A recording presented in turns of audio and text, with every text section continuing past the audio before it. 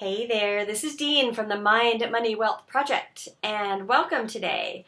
I wanted to start the year off right by talking about how to make the most out of your goal setting. And I wanted to share this resource with you. This is Leonie Dawson's 2015 Create Your Shining Year Biz and Life Workbook. And I love this thing. This is a yearly ritual for me now. And one of the things I love about Leonie's workbook, and I'll put a link to it below this video, but one of the things I love about the workbook is that she guides you through a process of reviewing and reflecting upon the year that has passed and segues neatly into setting goals for the year that's yet to come. And it's so powerful. I just want to remind everyone to give you some tips about goal setting. And the first is that it's super, super powerful and super, super magical when you write them down. I don't know why this works, but it's like it sets you up for success automatically. And honestly, I just met a woman 10 minutes ago an hour ago in a networking event, and she was looking for a notebook to bring to this networking event. She found one, she flipped it open, and she saw all the goals that she wrote down from last year. Well, she wrote them down, closed the notebook, set it aside, didn't find it again until today, and she was floored at how many of her goals had come true. So just the act of writing it down will get you, I'm making up a statistic, but it'll get you probably 99% ahead of the crowd right there. But obviously it's not enough to write them down if you really, really, really want to make progress and there's a goal that you really want to achieve. It's important to revisit those goals periodically from time to time throughout the year.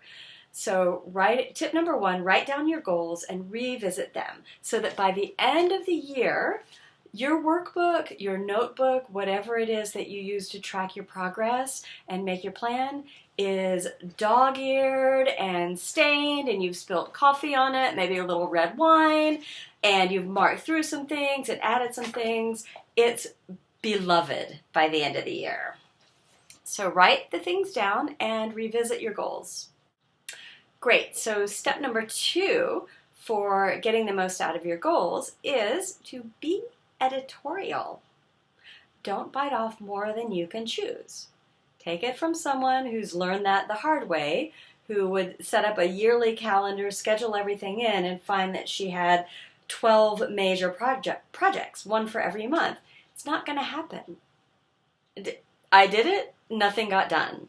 So go to town when you first sit down to dream up your goals, your desires, what you really want, what you want to accomplish, where you want your business to be, what you'd like to create, and then take a second look. And take a second look, be ruthless, and cross out anything that doesn't make your heart sing. And then take a third look and narrow it down to your top 3. 3 is doable. 3 you can spread out over the year. 3 you can set up as short, medium, and long term. And then once you've crossed, say, your short-term goal off the list, you can go back to that big brainstorm list and pick another one. But for now, be editorial, pick 3. Perfect. So my third tip for how to make the most out of your goal setting this year is about reverse engineering each one of those 3 goals. Look at your goal and brainstorm all of the steps that it's going to take for you to reach that goal so that you know where you're starting and where you're going to wind up. And this has 2 really great benefits. The first is that by reverse engineering those goals, you get super realistic about what's actually doable and what actually it feels like you can accomplish. Not only that, you get to decide if it feels like a little bit of a stretch for you, which is important. You should be stretched, but you shouldn't be overwhelmed by the thought of completing all of the tasks that it takes to get to this goal. Second benefit to reverse engineering and brainstorming all of those steps is that Voila, then you have a very clear roadmap to get from where you are now to where you want to be. And really, then it's just a matter of putting the steps in an order that makes sense, and then checking them off your list one by one, a little bit every day, one step a day, takes you so far along your path to what you want and to what your big dream is. Great, so those are my top 3 tips for making your goal setting work for you this year. Number 1, write them down and revisit them frequently. Number 2, be editorial. Choose your goals wisely. And number 3, which is going to help you with number 2, is to reverse engineer your goals so that you have that clear roadmap from where you are now to where you want to be, and you have a real good idea of what's realistic for you for 2015. Now, I also wanted to offer you one little bonus tip for making those goals happen faster and more efficiently, and that is to set aside a little bit of time each day to visualize your goals. It doesn't have to be a lot of time, and again, I encourage you to be editorial. Choose 3, a short-term goal, a medium-term goal, and a long-term goal.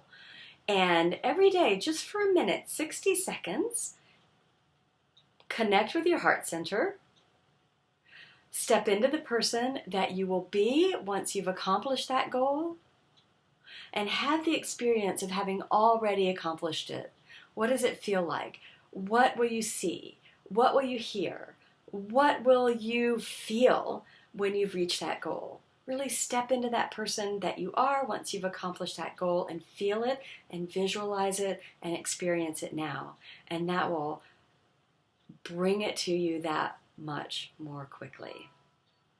I'm curious now, what's one of your goals for 2015? If you have a moment, I'd appreciate it if you would leave a comment in the comments box below. Let us know what you'd like to accomplish for 2015. And be sure to visit my website, the mindmoneywealthproject.com, where you will find tips for how to raise your wealth consciousness and how to expand your comfort zone around money so that having more feels better than having less. Until next week, thanks for joining me. Bye.